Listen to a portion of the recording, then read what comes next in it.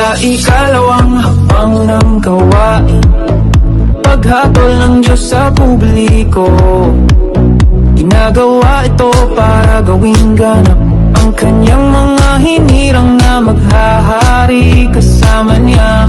Sila ang bagong langit at lupa, ang Jerusalem na nanaog sa lupa. Ang mga panganay, mga anak at bayan niya sa kaharian.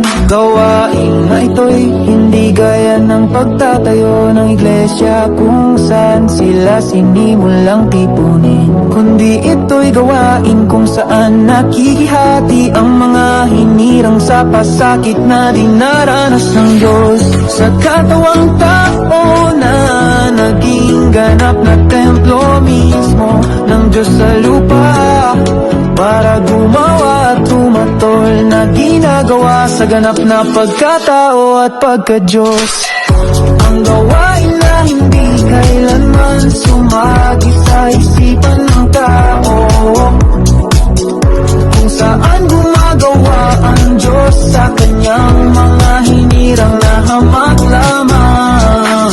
Nasa normal na kalagayan bilang tao at mababa ang tingin ng marami sa mga ito.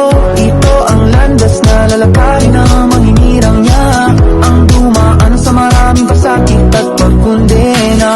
Ito ang matunog nilang patotoo sa gawain ng Diyos kung saan kanilang dinaranas ang dinaranas ni Kristo.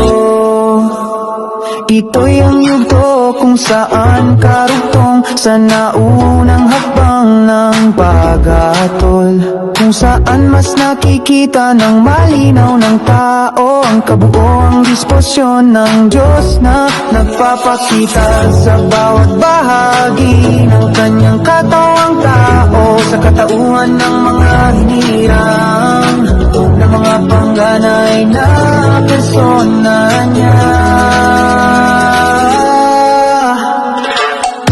Ang gawain na hindi kailanman sumagi sa isipan ng tao,